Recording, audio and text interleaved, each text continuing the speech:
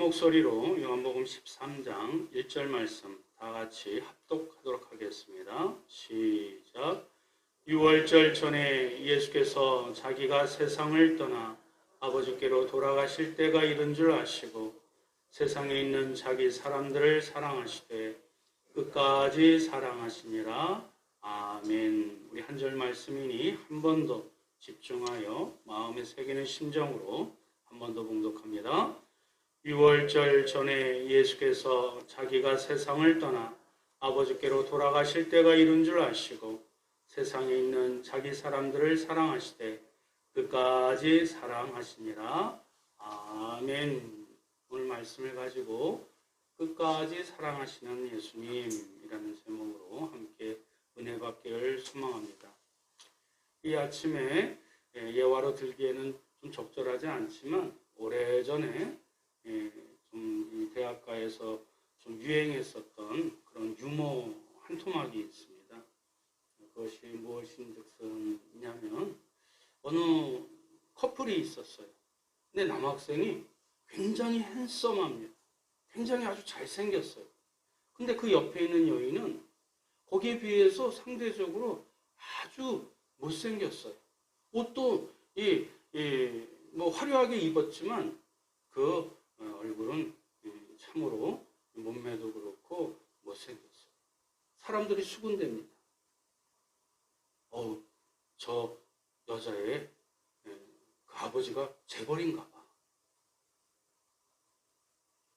저는 한참 웃었는데 여러분들은 웃지 않으시네. 이 새벽에 너무 진중하셨어요.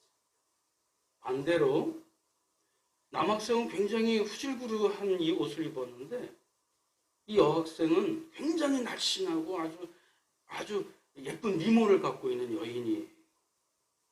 그리고 막 팔짱을 끼고 이렇게 데이트를 해요. 사람들도 수근수근됩니다. 저 남학생 사법고시 패스했나 봐. 마지막이 반전이에요. 어느 다른 커플이에요. 이 두 커플은 남학생도 못생겼고 여학생도 못생겼어요. 저렇게 지지리도 못난 이 커플이 있을까 싶을 정도로, 그런데 서로 좋다고 헤헤거려요. 사람들이 수군덕거립니다. 쟤들은 정말 사랑하나 봐. 이 새벽에 웃기에는 좀 어색하지만 이 유머가 전달하고 싶은 진실이 있지요. 사람은 사람의 외모나 사람의 어떤 조건을 먼저 보게 되고 사람 자체만을 사랑하기에는 참으로 쉽지 않은 그런 본성과 그런 세태가 있음을 이 짧은 유머 속에서 우리에게 날카롭게 지적해주는 비평의 유머가 아닐까 싶습니다. 우리나라 OECD 잘 사는 나라 중에 우리나라가 단연코 이혼율이 1위입니다. 이상하게도 그 1위를 빼앗기질 않아요. 이혼 법정에 가보면 아주 가관입니다. 그런 지옥이 없습니다. 분명 연애하고 결혼할 때는 죽고 못 살았는데 이제는 그런 철천지 원수가 없습니다. 심지어 양육권 때문에 다투면서 지 자식이 옆에 있으면서도 그렇게 바등바등 싸웁니다. 그렇습니다. 인간은 인간 그 자체를 변함없이 항상성을 가지고 일관되이 그리고 끝까지 사랑하지 못합니다. 그렇게 할 수 있다는 것은 착각이고 그렇게 할 수 있다는 것은 교만입니다. 인간의 사랑은 언제나 조건이나 여건이나 또 그 밖에 감정에 따라서 제약을 받기 때문에 그렇습니다. 너의 조건이 변했기 때문에 내 사랑이 변하고 내 여건이 바뀌었기 때문에 너와 나의 사랑의 내용도 그 질도 달라지는 것이 인간의 세태의 모습이요. 속된 표현으로 님이라는 글자에 점 하나만 찍으면 남이 되는 것이 이 세상에 살아가는 사람들의 사랑의 행태요 모습인 것을 우리는 잘 알고 있습니다. 그런데 오늘 본문에서 말씀하시고 증거하신 우리 주님의 사랑은 다릅니다. 그것을 십자가에 매달려 돌아가시기 그 일주일 그 어강 가운데 우리에게 말씀하여 주시고 실천하여 주시고 그리고 그것을 친히 보여주신 분이 우리 구주 예수 그리스도이십니다. 그분의 사랑은 어떤 사랑이었을까요? 우리 1번 다 같이 한번 읽어봅니다. 시작. 자신의 위기 가운데서도 우리를 사랑하십니다. 자신의 그 처절한 고통과 그리고 어찌할 바 할 수 없는 그런 막다른 그 위기 가운데서도 우리를 먼저 생각하시고 우리를 사랑하여 주신 분이 예수 그리스도이십니다. 아시다시피 예수님께서 제자들을 사랑하시어 부르신 곳은 그저 평범한 서민이 아니 중하층 서민이 살고 있는 갈릴리라는 동네였고 주님께서는 제자들이 돈이 많기 때문에 그들을 사랑한 것이 아니었습니다. 그들의 학력이 높아서 사랑하는 것도 결코 아니었습니다. 그렇다고 그들이 더 남보다 의롭고 진실하고 성실했기 때문에 그들을 간택한 것 더더욱 아니었습니다. 오히려 그들은 머지않아 예수님을 배반하고 저주하고 십자가에 못 박는 그 무리 가운데 섞여 있을 만큼 전락해버린 그런 대신할 위인들이었습니다. 그럼에도 불구하고 주님께서는 그 제자들 끝까지 사랑하셨습니다. 왜냐하면 주님은 사람의 외모나 사람의 조건이나 사람의 어떤 상황에 따라서 흔들리거나 변색되거나 퇴색되는 그런 사랑이 아닌 인간 그 자체를 사랑하신 사랑이었기 때문에 그렇습니다. 그런데 오늘 본문에서 우리 주님이 닥친 상황이 여건이 좋지 않습니다. 정황들이 급박하게 돌아갑니다. 이제 이 밤이 지나면 죽으러 가야 할 시점이 도래했습니다. 다른 사람은 몰라도 다른 제자들은 몰라도 주님은 너무나도 잘 알고 계셨습니다. 그리고 자신을 기다리는 그 죽음의 고통이, 그 아픔이, 그 고독이 얼마나 끔찍한지 너무나도 잘 알고 계셨습니다. 그렇다면 이 절박한 위기 속에서, 이 절박한 상황 속에서 자기부터 생각해야 되지 않겠습니까? 자기 몸부터 돌봐야 되지 않겠습니까? 자기부터 살 궁리를 해야 되지 않겠습니까? 그런데 오늘 1절 말씀 이렇게 주님이 말씀하십니다. 다시 한번 읽어볼까요? 시작. 자기가 세상을 떠나 아버지께로 돌아가실 때가 이른 줄 아시고 세상에 있는 자기 사람들을 사랑하시되 끝까지 사랑하시느니라. 어떻게 이런 사랑이 가능할 수 있었을까요?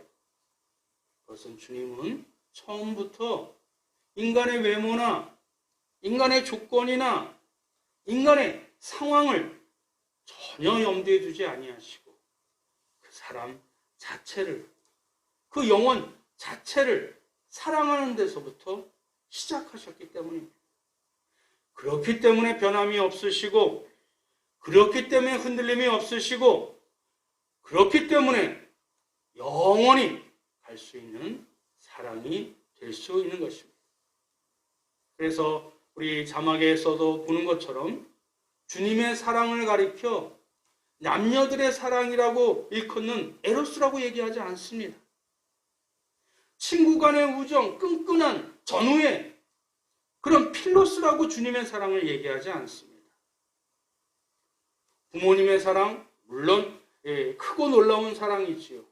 그러나 피부치에 대한 사랑, 이 조건 가지고 있는 사랑, 그것도 부모님이 떠나면 끝나는 사랑, 스토르게라고 주님의 사랑을 얘기하고 있지 않습니다.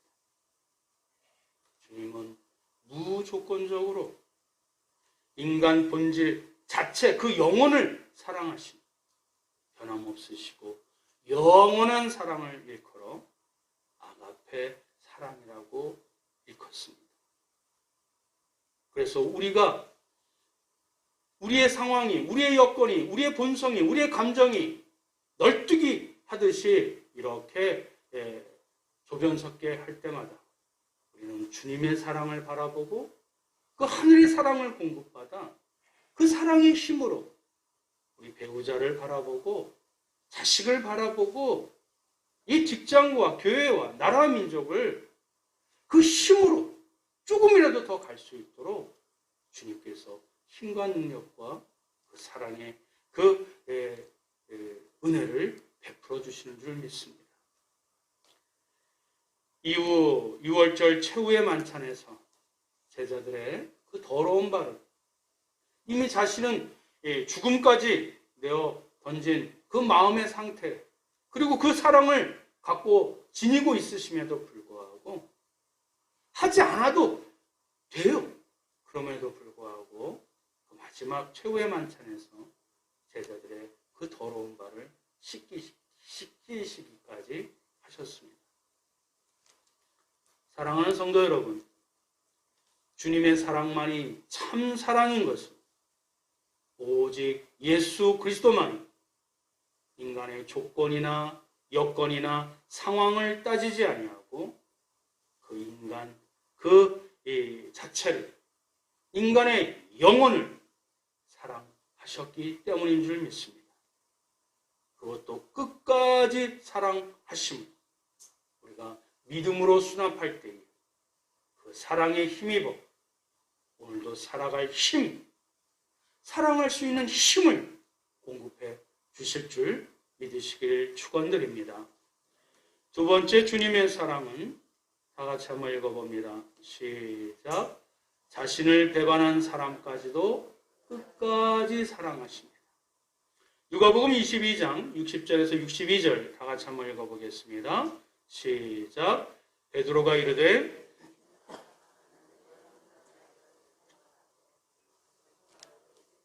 닭이 곧 울더라.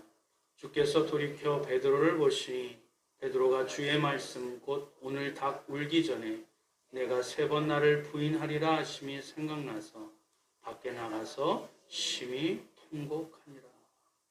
베드로가 예수님의 수제자였지만, 예수님의 가장 측근이었지만, 예수님이 가장 아끼던 그런 오른팔이었지만, 예수님을 수많은 사람들이 보는 앞에서도 3번이나 모른다고 그리고 예수님을 부인했었던 자가 바로 베드로입니다.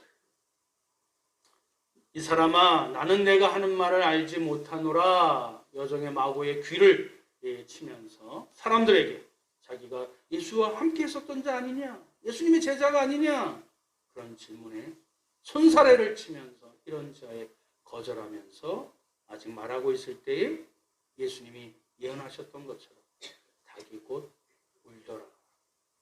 그런데 주께서 돌이켜 베드로를 보시니, 이 예수님의 시선, 베드로와 예수님의 그 눈빛을 서로 주고받았을 때 예수님의 그 시선은 어땠을까요? 예수님의 눈빛은 어땠을까요? 베드로의 그 시선은 어땠을까요? 베드로의 눈빛은 어땠을까요? 예수님은 내가 다 안단다. 너의 한계를 안단다. 내가 다 이해한단다. 내가 가고자 하는 길은 이미 정해져 있는 길이요, 하나님의 뜻을 이루고자 하는 나의 스스로 자발적인 그 헌신의 희생의 길이니 네가 자책할 필요 없단다. 그 눈빛 아니겠습니까? 베드로는 자기가 수많은 군중이 예수님을 환호할 때, 예수님이 기적을 베풀고 병든 자가 낫고 수많은 사람들이 배고픔에 이렇게 해갈되어지고 예수님을 환호할 때는 으쓱으쓱대면서 그 옆에 있었지만, 정작 예수님을 구해줄 그 상황 가운데, 구원해줄 힘도 없지만, 구해줄 능력도 없지만, 그렇게 배반했었던 베드로를 예수님이 극한 사랑의 눈빛으로, 배반하기 전과 동일한 극한 은혜의 눈빛으로 바라봤을 때 베드로는 예수님의 말씀이 생각나서 밖에 나가 심히 통곡했다고 성경은 기록하고 있습니다. 이 변하지 않는 사랑, 자신을 배반하고 자신을 모욕하고 자신에게 수치까지 행했었던 그 사람까지도 끝까지 사랑하시는 그 사랑을 우리가 기억하고 체험하게 될 때, 우리는 그 사랑에 반응하여 믿음으로 우리의 삶을 살아갈 수 있게 되는 줄 믿습니다. 사랑하는 성도 여러분, 예수님께서 우리의 외모나 우리의 재정 능력을 보시고 우리를 부르셨나요? 아니, 우리의 높은 지적 수준 때문에 우리를 주의 자녀로 부르셨나요? 아니면 우리의 인격이 고매해서 주님께서 우리를 먼저 찾아주셨나요? 아마 이 모든 조건들을 갖춘 사람만이 주님의 사랑을 받을 수 있다면 여기 있는 저나 여러분들 아무도 이 아침에 하나님 앞에 나올 수 있는 자 없을 줄 압니다. 되돌아보십시오. 우리는 가난했고, 우리는 무식했고, 우리는 그 누구보다도 욕심이 많았고 추악한 죄 가운데 있었음에도 불구하고 주님이 먼저 자상하게 찾아오셔서 우리를 부르시고 주의 자녀로 삼기 위하여 주의 하나님의 말씀에 믿음으로 반응할 수 있도록 성령님을 통하여 한 걸음 한 걸음 손붙잡아 인도해 주신 그 은혜, 그것이 주님의 사랑이요 주님의 은혜인 줄 믿습니다. 그리고 이 땅에서 아무런 보상과 아무런 대가를 받지도 못하시고 오히려 우리의 모든 죄를 스스로 다 짊어지시고 담당하시고 그 수치와 저주 가운데 쓸쓸히 죽어가시면서도 끝까지 우리를 생각하시고 우리를 사랑하시는 마음을 놓지 않으셨습니다. 심지어 자신을 죽음으로 몰고 간 인간들조차 예수님은 하늘에 계신 아버지께 마지막 기도를 이렇게 드리셨지요.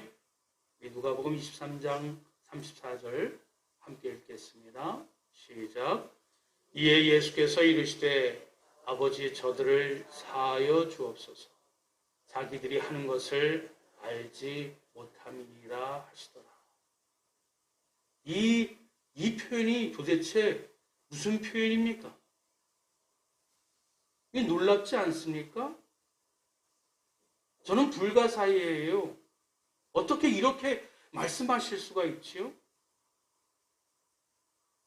예수님이 하신 게 죄 지은 게 하나도 없는데 오히려 사람들에게 유익했는데 그런데 예수님을 못 박아요. 모욕해요. 침을 뱉어요. 저주해요. 그럼에도 저들을 용서해달라고 오히려 하나님 앞에 기도하시는 이 놀라운 사랑을 어떻게 우리가 표현할 수 있겠습니까? 이 신비하고 이 초월적인 사랑을 우리가 어떻게 우리의 입으로 표현할 수 있겠습니까? 하나님의 성품을 오래전에 알고 있었던 구약에서 이 다윗이 이렇게 하나님을 찬양했었던 적이 있습니다. 시편 8편 4절 표준어 쉬운 성경으로 제가 이렇게 수록해 봤어요. 다 같이 한번 읽어볼까요? 시작. 사람이 무엇이기에 주님께서는 그를 기억하시고 인간이 무엇이기에 주님께서는 그를 돌보아 주시는지요.